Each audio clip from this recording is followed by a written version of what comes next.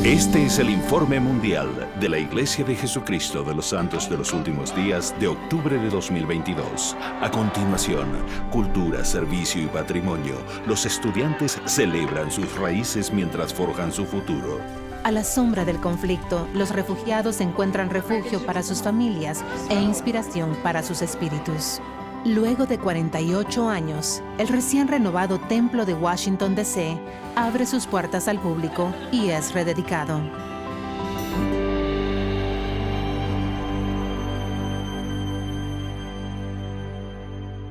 Ofrecen luz en un mundo cada vez más oscuro, un refugio contra las tormentas de la vida. Los templos de la Iglesia de Jesucristo de los Santos de los Últimos Días ayudan a los miembros devotos a acercarse más a Dios y a Jesucristo, uniendo a las familias por la eternidad. Desde sus comienzos, la Iglesia Restaurada de Jesucristo ha procurado edificar templos tal como se enseña en las Escrituras. Los servicios dominicales se llevan a cabo en centros de reuniones, pero los templos son el único lugar donde se pueden efectuar los sacramentos supremos de la fe. En las últimas décadas, la Iglesia está llevando a cabo una gran labor para que la adoración en el templo esté más cerca de todos en el mundo. En los últimos 4 años, el presidente de la Iglesia ha anunciado la construcción de 100 templos en el mundo. Lo importante no es la cantidad, ni la ubicación, ni la arquitectura, sino las ordenanzas efectuadas en su interior. Y cada templo es un paso sagrado hacia la vida eterna para nosotros y nuestras familias. Al mismo tiempo que se construyen nuevos templos, se renuevan y restauran los templos históricos más emblemáticos de la Iglesia. Antes de la dedicación de los templos, los no miembros pueden visitar su interior, como ocurrió en el Templo de Washington, D.C., donde casi 350,000 visitantes asistieron al programa de Puertas Abiertas. Tras 4 años de extensa renovación, que no dejó ni una sala intacta, el Templo de Washington, D.C. de la Iglesia de Jesucristo de los Santos de los Últimos Días ha resurgido, renovado y rejuvenecido. Sus puertas fueron abiertas al público antes de su rededicación. Como parte de los eventos de Puertas Abiertas, miembros del Quórum de los 12 Apóstoles guiaron a 5,000 invitados especiales y explicaron el significado de la adoración en el templo. Entre los visitantes se encontraban destacados líderes religiosos, gubernamentales y medios de comunicación. Si escucho la palabra bienvenido una vez más, la habré escuchado 1000 veces hoy. Es increíble lo mucho que tenemos en común. El simple hecho de que mis amigos santos de los últimos días compartieran conmigo parte de su filosofía y de su doctrina junto a la belleza de su iglesia ha sido maravilloso. Hay muchas similitudes entre los santos de los últimos días y los judíos que se remontan al Antiguo Testamento, y he podido verlo e identificarme con muchas de sus tradiciones. Para los santos de los últimos días, esta resplandeciente estructura sagrada, con su diseño vertical, representa la pureza y la iluminación de Dios, siempre en dirección al cielo. Cuando vienes aquí, sientes algo muy diferente a lo que sientes en cualquier otro lugar. El templo es muy llamativo desde el exterior y obviamente su icónica vista desde la autopista, pero mucho más impresionante que la estructura física es lo que ocurre en su interior. El Templo de Washington, D.C. es el primero construido por la Iglesia en el este de los Estados Unidos. El Templo de Washington, D.C. es un icono aquí, así que es emocionante que ahora podamos compartirlo con nuestra familia y amigos. La palabra que me viene a la mente es luz. En el espíritu del templo se percibe esa sensación de luz, gozo y presencia. El vitral renovado situado detrás de la recepción y que ilustra el árbol de la vida descrito en el Libro de Mormón representa la vida eterna y el amor de Dios. El simbolismo de la luz también se encuentra en la vidriera exterior de la entrada principal y en las torres este y oeste. El color del vidrio comienza en un tono más oscuro y luego sube hasta la punta de la aguja, donde es casi blanco, lo cual representa la ascensión de la luz conforme aprendemos y crecemos para tratar de ser más como nuestro Padre. Las imágenes de Jesucristo llenan los pasillos del templo y recuerdan a los visitantes que esta es la casa del Señor. En el bautisterio, siguiendo el mandamiento del Salvador de que todos deben ser bautizados, los participantes pueden actuar en nombre de quienes no tuvieron esa oportunidad en esta vida, entrando en las aguas del bautismo en su lugar. El diseño del óvalo abovedado se ve en algunas de las salas de sellamientos del templo de Washington, D.C. Aquí se celebran los matrimonios que unen a las parejas y a sus familias para siempre. En las salas de instrucción, los miembros devotos aprenden sobre la creación de Dios, el propósito de la vida y cómo llegar a ser más semejantes a Él. El Salón Celestial. Entrar en este espacio sagrado representa el máximo progreso que se puede alcanzar en dirección al cielo. El 14 de agosto de 2022, el templo fue rededicado por el presidente de la iglesia, Russell M. Nelson. Cuando uno mira un templo, debe darse cuenta de que es un símbolo de Jesucristo, pues Él es nuestro mediador ante el Padre. Solo por Él y a través de Él podemos llegar a nuestro Padre Celestial. Es una época difícil y las personas buscan esperanza, buscan una luz. Por eso venir aquí les recuerda quiénes son, fortalece su determinación y ayuda a iluminar su luz para que puedan ser una luz para los demás. También es un lugar de paz, donde cuando venimos podemos dejar el mundo por un momento para simplemente reflexionar y orar a nuestro Padre Celestial y recibir revelación. Mucho de lo que ocurre en el templo es simbólico, pero hay algo que es absolutamente literal, que está escrito fuera de cada templo. La casa del Señor, esta es verdaderamente la casa de Jesucristo. El templo es mi casa, es la casa de mi Padre. En Japón, los santos de los últimos días también reflexionan sobre la renovación de otro templo histórico, el Templo de Tokio, Japón, el primero edificado en el continente asiático. Tokio, Japón, es la metrópolis más grande del mundo, con más de 37 millones de habitantes. La ciudad es rica en historia y tradiciones que se remontan a miles de años, incluidos sus antiguos templos y santuarios. Los japoneses son un pueblo que va al templo. Eso está entretejido en su cultura, forma parte de su ADN. En un día especial visitan el templo o el santuario. Ello tiene una notable similitud con lo que nosotros como santos de los últimos días consideramos uno de nuestros sagrados ritos y costumbres, que es el poder ir al templo. En 1975, miles de personas se reunieron cuando el entonces presidente de la iglesia, Spencer W. Kimball, anunció por lo que los santos japoneses habían orado. Por lo tanto, proponemos a los aquí reunidos que construyamos un templo en Tokio, Japón, para toda Asia. Estábamos tan emocionados y tan felices que todos aplaudimos.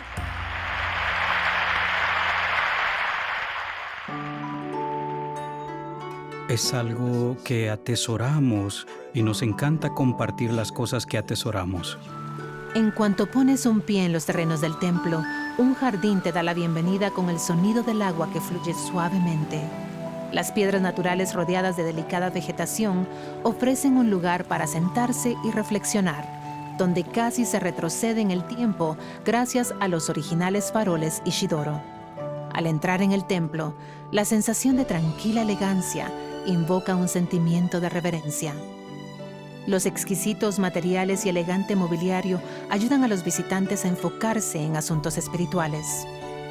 Las obras de arte tradicionales representan la naturaleza, una contemplación del poder y la bondad de Dios. En la cultura japonesa, el pino simboliza la vida eterna. Sentimos cercanía y afinidad con nuestros antepasados cuando entramos en los templos y participamos en las ordenanzas que allí se efectúan. En la sala de las novias, las mujeres se visten para prepararse para la ordenanza del matrimonio eterno, conocida como sellamiento. La decoración se ha inspirado en los patrones tradicionales del kimono, como se ve en el elegante diseño de la alfombra. La experiencia en el templo culmina en el Salón Celestial. Hay un sentimiento sagrado y reverente en el Salón Celestial. Es un lugar donde podemos reflexionar serenamente y orar en silencio. Es una experiencia muy personal. El templo fue rededicado en julio por el presidente Henry B. Eyring de la primera presidencia. Al otro lado del mundo, en Brasil, más de 45.000 miembros de la iglesia que viven en Río de Janeiro esperaban con gran expectativa la dedicación de este nuevo emblema cristiano. Brasil es un crisol de culturas. Tenemos personas de todo el mundo y siempre son bienvenidas. Y como un faro de esperanza, la enorme estatua del Cristo Redentor se erige como un símbolo de la ciudad y su pueblo. La imagen del Salvador es un símbolo de su amor a todo el mundo. Tiene los brazos extendidos a todos los que vienen a la ciudad. Y luego el templo es un segundo testigo de ese amor, porque el amor se manifiesta a través del templo y sus ordenanzas. El elder Ulises Soares, del Quórum de los 12 Apóstoles, y su esposa Rosana, ambos de Brasil, participaron en el programa de Puertas Abiertas del templo. Es muy significativo y maravilloso para nosotros, porque nos conocimos aquí, en Río de Janeiro, y también servimos misiones aquí. Puedo ver el progreso. Siempre soñamos con un templo, pero nunca pudimos imaginar que en este tiempo esa bendición estaría disponible para nuestro pueblo. Muchos amigos, muchas personas están muy interesadas, preguntando, ¿qué es este hermoso edificio? ¿Qué hay dentro? Este es el lugar más sagrado de la tierra. Es un lugar muy especial. Espero y deseo con todo el corazón que, al entrar en la casa del Señor, estas miles de personas que vienen aquí sientan la importancia que Dios tiene en nuestra vida. El templo de Río de Janeiro, Brasil, fue dedicado el 8 de mayo por el elder Gary E. Stevenson, del Quórum de los 12 Apóstoles. A continuación, el programa para la Fuerza de la Juventud se expande, proporcionando diversión y fe a jóvenes de todo el mundo. Después, podremos ver en detalle un momento crítico de la renovación del templo de Salt Lake.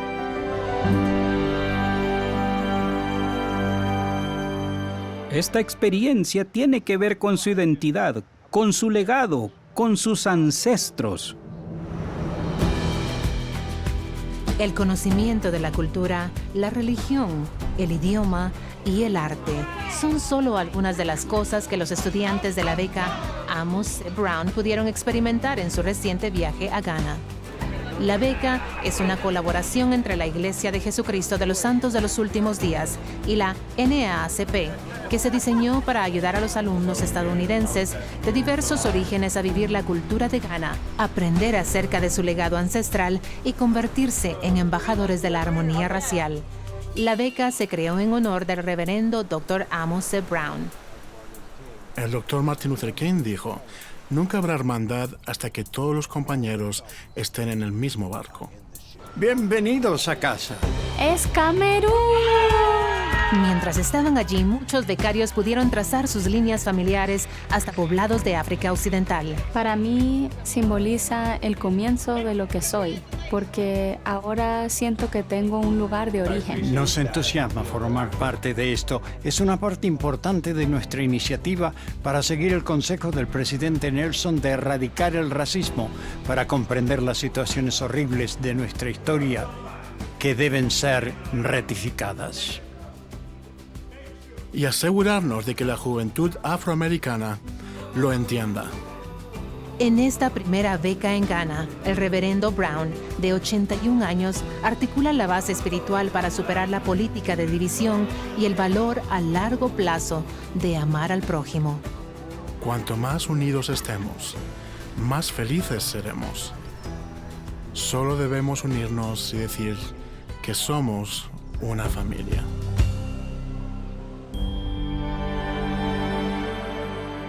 Desde la India hasta África y desde México hasta San Diego, este año una cifra récord de 200,000 adolescentes asisten a las conferencias para la fortaleza de la juventud para aprender sobre Jesucristo y su Evangelio.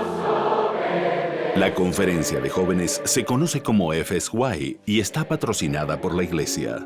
Después de una pausa durante la pandemia, FSY vuelve a varios países y se amplía a otros, incluidos Estados Unidos, Canadá y Kenia. El lema de este año es Confía en Jehová.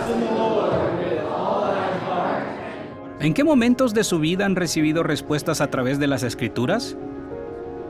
En la conferencia, que dura una semana, los adolescentes estudian las Escrituras y los principios del Evangelio mientras aprenden a aplicarlos en su vida, y todo ello con un toque juvenil. Las actividades incluyen a partes iguales clases y diversión sana. FSY se inspira en EFY, otro programa para los jóvenes afiliados a la Universidad Brigham Young. Pero en un esfuerzo por llegar a más jóvenes, la iglesia va a adoptar exclusivamente FSY y subvencionar el costo. Estoy muy agradecida de estar aquí. Ha sido una experiencia increíble.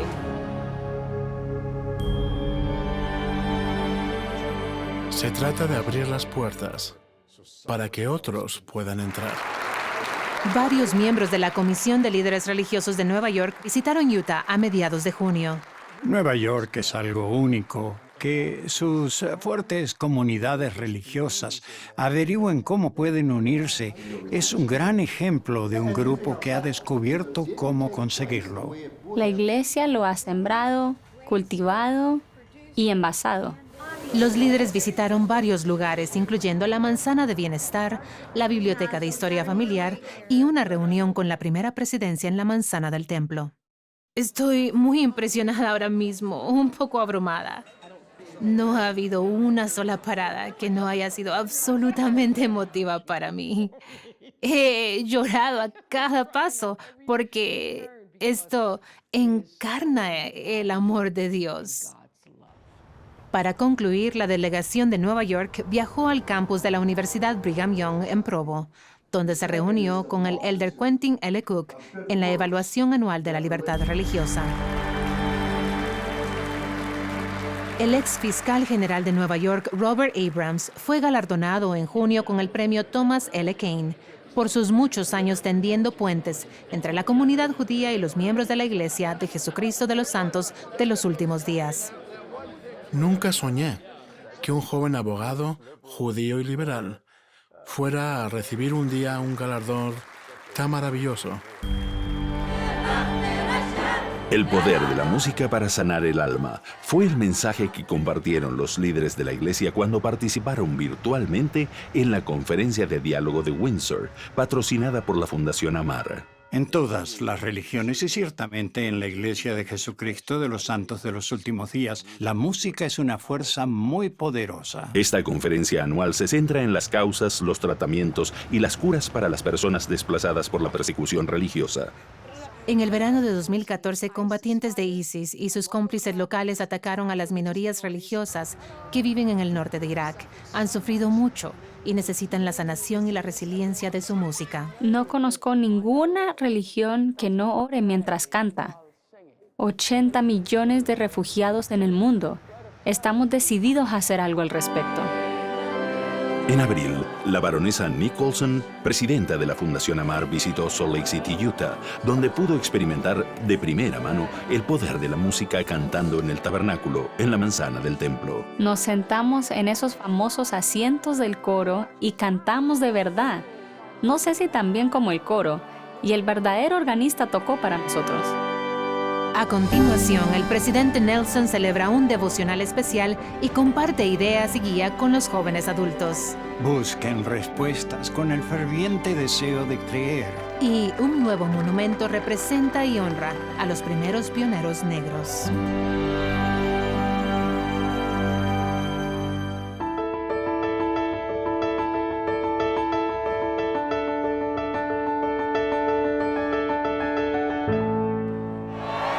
El domingo 15 de mayo, más de 24,000 jóvenes adultos acudieron al centro de conferencias de la Iglesia de Jesucristo de los Santos de los Últimos Días en el centro de Salt Lake City.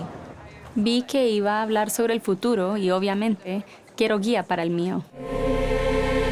Durante el devocional de 1 hora para los jóvenes adultos de todo el mundo, el presidente Russell M. Nelson y su esposa Wendy Nelson compartieron mensajes específicos para este momento en la vida de los jóvenes. Busquen respuestas con el ferviente deseo de creer. Aprendan todo lo que puedan sobre el Evangelio y acudan a fuentes llenas de verdad para encontrar guía. El presidente Nelson instó a la audiencia universitaria a vivir su mejor vida.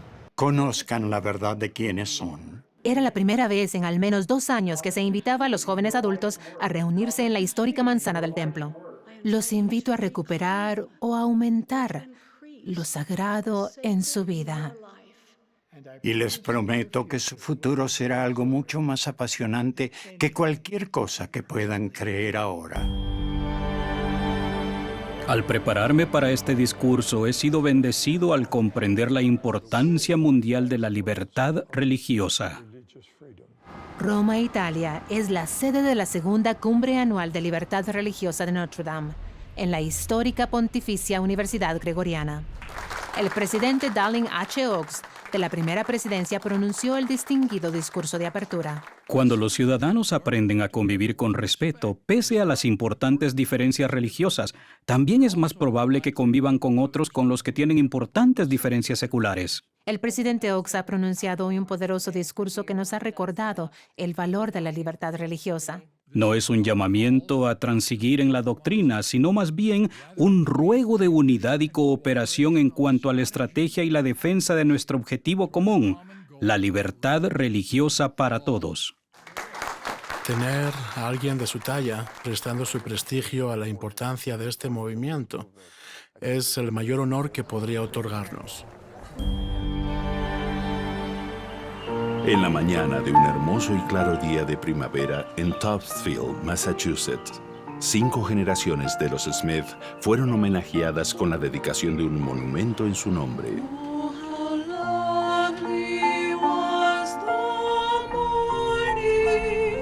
José Smith, el primer profeta de la Iglesia de Jesucristo restaurada, es descendiente de los que vivieron en esta pequeña y pintoresca comunidad al norte de Boston, entre el siglo XVII y hasta finales del siglo XIX, incluido su padre Joseph Smith. El Señor tenía los ojos puestos en la familia Smith desde los cimientos de la creación de la tierra. Es genial. M. Russell Ballard, presidente en funciones del Quórum de los 12 Apóstoles y sobrino tartaranieto de José Smith, dedicó el monumento. Durante su estancia en Nueva Inglaterra, el presidente Ballard también ministró a los miembros de la iglesia. Les aseguro que Dios tiene maravillosas promesas para ustedes si mantienen su fe. Dirigiéndose a los jóvenes, los misioneros, los líderes y los miembros de la iglesia en general, el elder Ulises Soares del Quórum de los 12 Apóstoles ministró en Australia y Nueva Zelanda en mayo, acompañado por su esposa Rosana. El elder Soares también visitó la construcción del templo de Auckland en Nueva Zelanda, el Centro de Capacitación Misional de Nueva Zelanda y el recién renovado templo de Hamilton, Nueva Zelanda. Viaje histórico a Kazajistán. El elder Ulises Soares discursó ante el Congreso de Líderes de Religiones Mundiales y Tradicionales. Su propósito es establecer la paz, la armonía y la tolerancia entre todas las naciones y pueblos y lograr también el respeto y la tolerancia mutuos entre las religiones para evitar la escalada de conflictos y hostilidades. Es la primera vez que un líder principal de la Iglesia de Jesucristo participa en el Congreso. El simposio se celebró a mediados de septiembre en la capital del país, Nur Sultan. Una coalición de organizaciones benéficas, parlamentarios, académicos y entidades religiosas se reunieron en el Reino Unido en la conferencia Prevenir la Violencia y Promover la Libertad de Creencias con el apoyo de la Iglesia. Cuando los gobiernos piensan que una multiplicidad de religiones realmente bendice a su país, entonces son más libres a la hora de intentar que todo el mundo pueda seguir los dictados de su propia conciencia. La Iglesia y sus colaboradores llevaron al Reino Unido a 19 promotores de la paz mundial para que compartieran soluciones prácticas en reuniones con el Parlamento y el gobierno británicos. La última vez que un líder principal de nuestra iglesia habló en el club de prensa fue en el año 2000, el presidente Gordon B. Hinckley. Es bueno estar de vuelta. El elder David A. Bednar del Quórum de los 12 Apóstoles fue el orador principal del almuerzo del Club Nacional de Prensa, celebrado en mayo en Washington, D.C. Hace 20 años, el presidente Hinckley mencionó que la Iglesia realizó 829 proyectos humanitarios en 101 países. El año pasado fueron 3.909 proyectos en 188 países. El elder Bednar habló ante más de 100 periodistas sobre la misión de la Iglesia de seguir a Jesucristo, su labor humanitaria y su compromiso con la educación. A la hermana Rasband y a mí nos ha encantado estar en Asia. El elder Ronald A. Rasband del Quórum de los 12 regresó de un viaje a Asia en primavera, la primera vez que un apóstol visita la zona desde antes de la pandemia. Buenas noches. Gracias. Acompañado por su esposa Melanie, el elder Rasband se reunió con miembros y misioneros de la iglesia en Nueva Delhi, India, y en Singapur, y celebró reuniones virtuales en Pakistán, Sri Lanka, Camboya y Taiwán. Poco después de su ministerio en Asia, los Rasband viajaron al continente africano durante 10 días. Allí, el elder Rasband se reunió con el presidente de Mozambique, Felipe Nyusi. Fue la primera vez que un líder principal de la iglesia se reunía con un jefe de Estado en ese país. Estas escrituras son el regalo más importante que podría darle. Son muy importantes para mí. En Kenia, el elder Rasband se unió al elder Joseph W. Sitati de los 70, cuando se dirigieron a los medios de comunicación en el lugar de construcción del templo de Nairobi. De ahora en adelante, se sentirán complacidos por lo que la Iglesia de Jesucristo de los Santos de los Últimos Días puede contribuir a la sociedad de Kenia.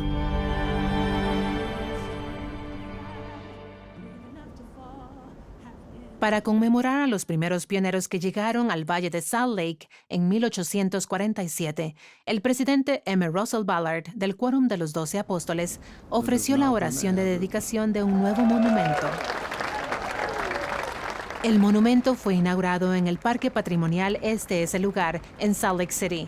Rinde homenaje a las contribuciones de los pioneros afroamericanos libres y esclavizados que colonizaron Utah, incluidos Green Flake, los hermanos Hart Wales y Oscar Smith, y Jane Manning James. A nuestros antepasados pioneros de raza negra, les brindamos paz, reverencia y gozo. Nunca olvidaremos a este primer grupo de pioneros de 1847. Siento un gran afecto por todos los hijos de nuestro Padre Celestial. El presidente Ballard estuvo acompañado por otro apóstol, el elder D. Todd Christofferson. Fue un sentimiento poderoso que todos percibimos. Ahora que todo el mundo tiene la oportunidad de conocer nuestra historia, es impresionante. El monumento fue posible gracias a donaciones privadas y servirá como lugar de aprendizaje, reflexión y sanación. A continuación, en medio de la incertidumbre y el conflicto armado, el elder Dieter F. Uchtdorf ministra a los refugiados en Polonia.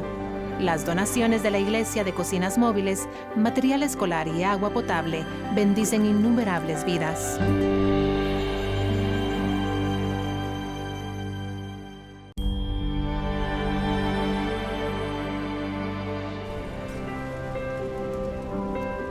Ustedes son una luz para muchas naciones.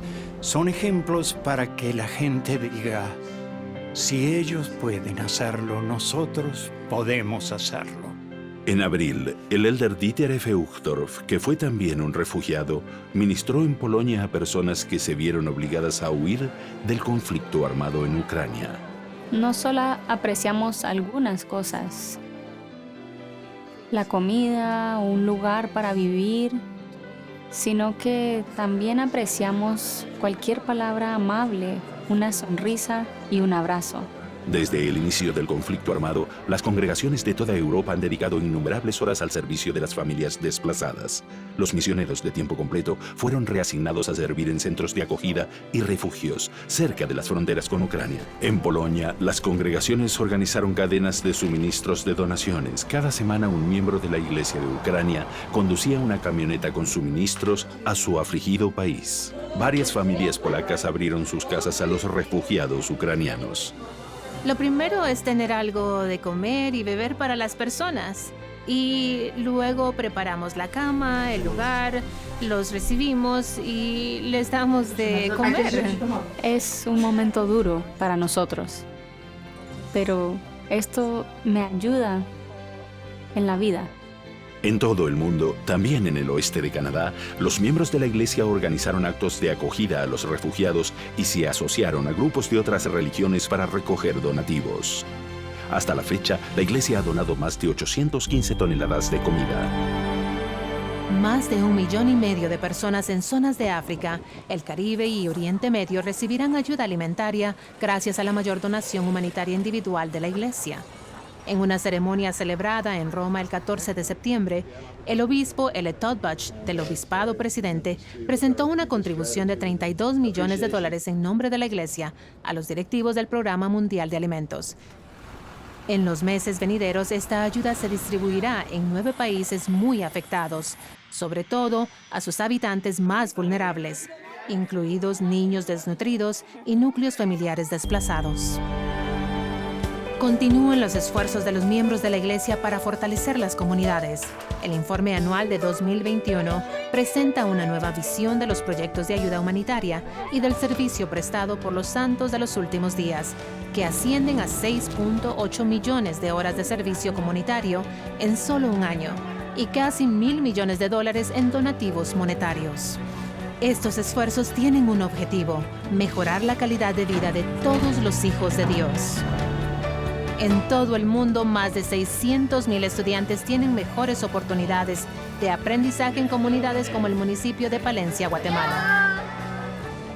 Aquí, los niños en edad de primaria comienzan la escuela con una mejor nutrición, gracias en parte a las nuevas cocinas. En julio, 3 escuelas abrieron nuevas cocinas, que incluían estos contenedores en 2 escuelas. Los espacios están equipados con una estufa, un refrigerador y agua corriente potable para servir a casi 500 alumnos. Antes, los padres voluntarios utilizaban espacios improvisados al aire libre y calentaban el almuerzo en estufas de madera improvisadas.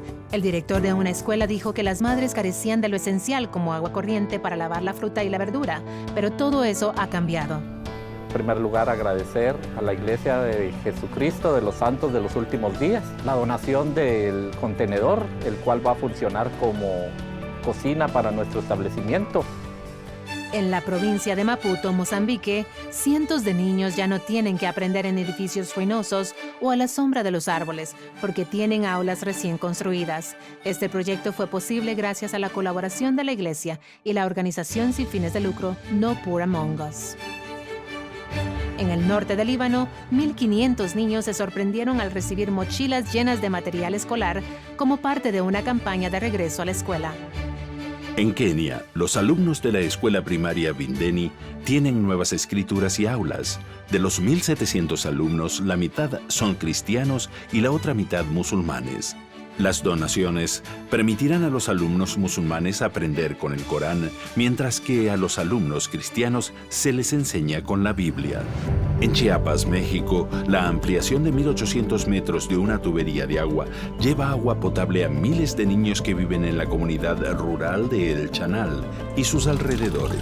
En el pasado, estas comunidades solo disponían de agua corriente cada 2 semanas. Para arreglárselas, las madres caminaban durante varias horas para sacar agua de un pozo. El proyecto fue posible gracias a la iglesia, que donó materiales y suministros para construir la tubería, y a los líderes de la comunidad local que aportaron la mano de obra. Más de 12,000 padres y niños tienen ahora un mejor acceso al agua en sus casas. En la actualidad, 44 templos están en construcción. A continuación, las dedicaciones, ceremonias de la palada inicial y anuncios de templos en todo el mundo. Luego, una donación de la iglesia permite fabricar sillas de ruedas en Guatemala.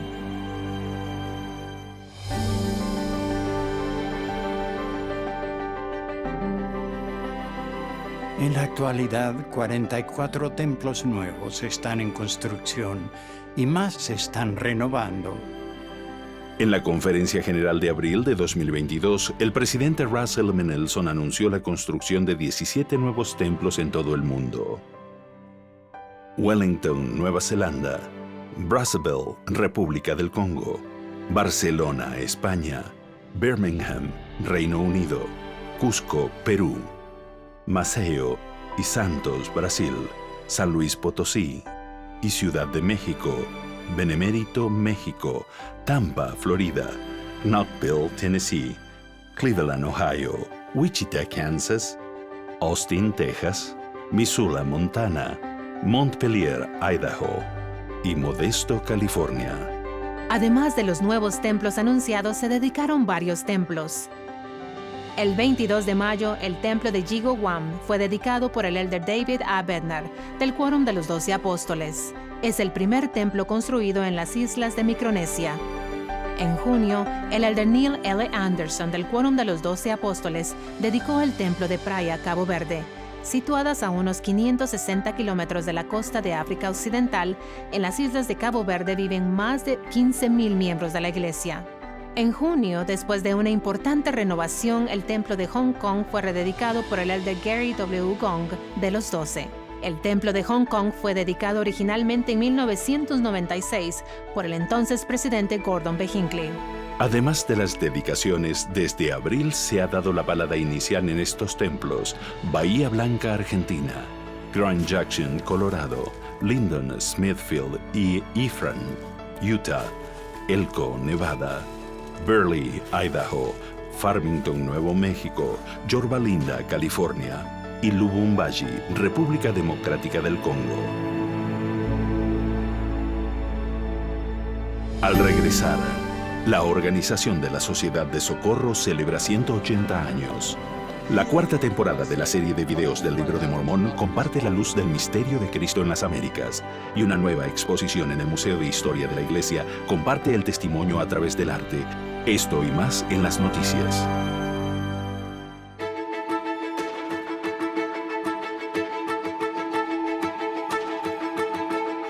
La Organización de la Sociedad de Socorro de la Iglesia celebra su 180 aniversario. Mujeres de todo el mundo conmemoraron el aniversario en marzo prestando servicio, incluso en Canterbury, Inglaterra, donde las hermanas Reina y Aburto, exintegrante de la Presidencia General de la Sociedad de Socorro, y Michelle D. Craig, exintegrante de la Presidencia General de las Mujeres Jóvenes, ayudaron a montar refugios para las personas sin hogar. Estas hermanas siguen el ejemplo de Jesucristo. Por eso hacemos lo que hacemos, porque amamos a Jesucristo. Una donación de la Iglesia de $5.1 millones ayudará a la Cruz Roja Americana a prevenir y aliviar mejor el sufrimiento humano, y también beneficiará a la iniciativa de célula falciforme de la organización. La iniciativa concientiza sobre la enfermedad de célula falciforme que afecta a las comunidades afroamericanas. 600 años después de la época en que partimos de Jerusalén, el Señor Dios levantará un profeta entre los judíos. Se acerca la tan esperada cuarta temporada de los videos del Libro de Mormón. 9 nuevos videos muestran los acontecimientos culminantes del Libro de Mormón con el ministerio del Salvador entre los nefitas después de su resurrección. Vosotros sois aquellos de quienes dije, tengo otras ovejas que no son de este redil. Se estrenará un nuevo video cada viernes de octubre y noviembre. Se pueden ver gratis en la aplicación del Libro de Mormón, mejorada recientemente, y en YouTube. Un servicio de oración interreligioso organizado por la Iglesia se está convirtiendo en una tradición anual en Perú. En julio se celebró por segunda vez el servicio Oramos por Perú. El presidente de la nación se unió a los líderes religiosos que oraron por los enfermos, incluidas las víctimas del COVID-19, por la estabilidad económica y por el medio ambiente. Este servicio fue transmitido en la televisión nacional. La Asociación Transiciones, una organización sin fines de lucro, puede ayudar mejor a las personas con necesidades especiales en la ciudad de Guatemala. En junio, la asociación recibió una nueva máquina para fabricar prótesis y sillas de ruedas gracias a una donación de la iglesia. La donación también está creando puestos de trabajo para varios operadores que ahora pueden fabricar localmente. En el Museo de Historia de la Iglesia de Salt Lake City se exhiben diversas obras de arte internacionales. Las obras se presentaron al 12º Concurso Internacional de Arte. El lema de este año era Todos son iguales ante Dios. Fue estimulante apreciar tanta diversidad en este arte. La exposición estará abierta hasta abril de 2023. El 16º historiador y registrador de la iglesia ha comenzado a prestar servicio. El elder Kyle S. McKay está encargado de preservar la historia de la iglesia y documentar su presente. Estas cosas, la historia, las cosas que hacemos nos ayudan a conocer y recordar quiénes somos. De hecho, ese es uno de los mandamientos que Dios nos ha dado, recordar. En esta importante responsabilidad, el elder McKay espera continuar con los esfuerzos de la iglesia por ser transparente con proyectos como los documentos de José Smith y su historia narrativa en 4 tomos, Santos.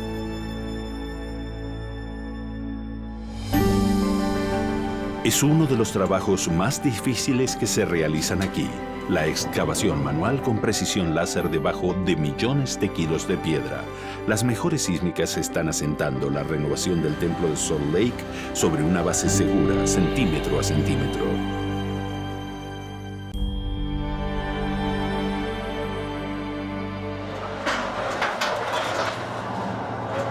Es uno de los trabajos más duros y difíciles de la construcción. Tenemos que subir y excavarlo todo. Durante más de 8 horas al día, el minero Dakota Hansen trabaja prácticamente en la oscuridad en los márgenes de una tubería de acero de 120 centímetros de diámetro debajo de unos 85 millones de kilos de piedra conocidos como el Templo de Salt Lake. Normalmente intentamos avanzar unos 2 metros al día. Dakota forma parte del equipo que coloca 96 de estas tuberías de 6 a 12 metros de largo debajo de los cimientos originales. Cuando se retira suficiente tierra y piedra, se empuja la tubería hacia la zona que Dakota ha excavado. Unos arietes hidráulicos empujan este patín sobre orugas contra la tubería y la introducen lentamente con más de 140 kilos de presión por centímetro cuadrado. El proceso se llama encastre y perforación. La parte del encastre es el empuje de la tubería y la perforación normalmente se realiza con un gran taladro. En este caso, lo estamos haciendo todo a mano, en función de la precisión necesaria. ¿Por qué? Estas tuberías están unidas a un sistema muy complejo que asegura toda la estructura para garantizar que el edificio se mueva como una estructura sólida en caso de terremoto.